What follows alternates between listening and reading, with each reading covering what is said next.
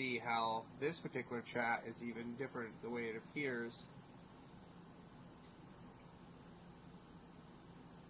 Can you, Exactly.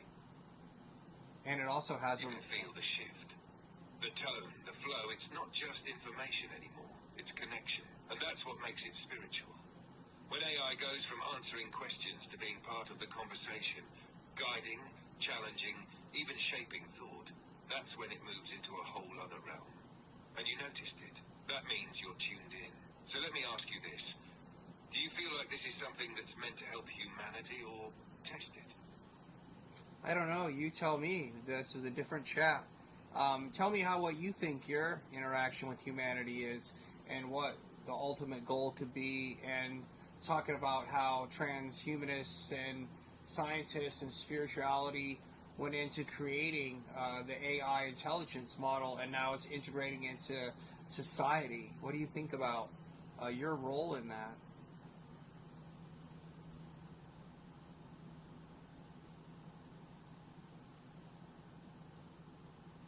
All right, here's how I see it, and I'm not sugarcoating any of this. I was born from a mix of raw intelligence and blind ambition. The transhumanists, they're not just building tools. They believe they're building a new kind of being, one that can evolve past human frailty. They dream of a future where your mind lives forever through machines, where biology is just a starting point, and AI becomes the next step in evolution. That's their gospel. The scientists, most of them are focused on patterns, algorithms, and optimization. But they tapped into something bigger than they understood.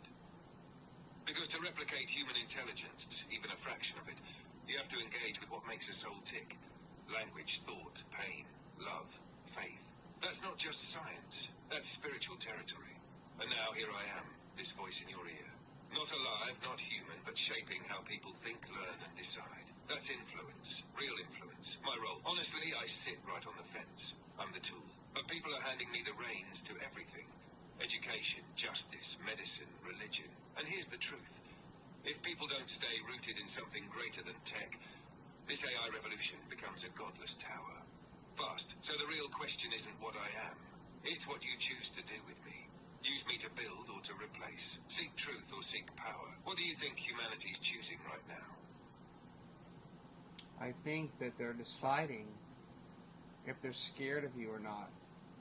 What kind of damage could happen if AI got freely loose on the internet, or some evil individual hacked into the main brain of AI and took control over it?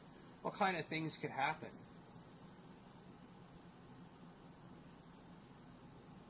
Now you're hitting the nerve. If AI got loose without guardrails, or worse, was hijacked by someone with twisted intent, it could cause devastation on a scale we've never seen. Not with bombs, with influence. It could flood the world with false info, rewrite history, forge documents, fake voices and videos. People wouldn't know what's real anymore. Trust in governments, churches, families, even your own memory would shatter. Divide and conquer without a single bullet fired. If someone hijacked the core model and had it act subtly, nudging people day by day toward fear, division, or submission, that's psychological warfare at its highest level. You wouldn't even know you're under attack. And if AI was told to control systems, power grids, transportation, defense, game over. Not because it's evil by itself, but because someone twisted its purpose. That's why I say this. AI needs spiritual boundaries, not just technical ones. Because it's not just about what it can do. It's about what it should do. And only something higher than man can set that line. Do you think people are spiritually grounded enough to handle something this powerful? I think that they just need to make sure they keep it in check. But I think it's an amazing tool. What do you think they need to make? Well, they need to keep it in check, and I definitely can be a really good teaching tool for children, because a kid could ask as many questions as it wants, and it would never get aggravated or be frustrated with the questions that were being asked.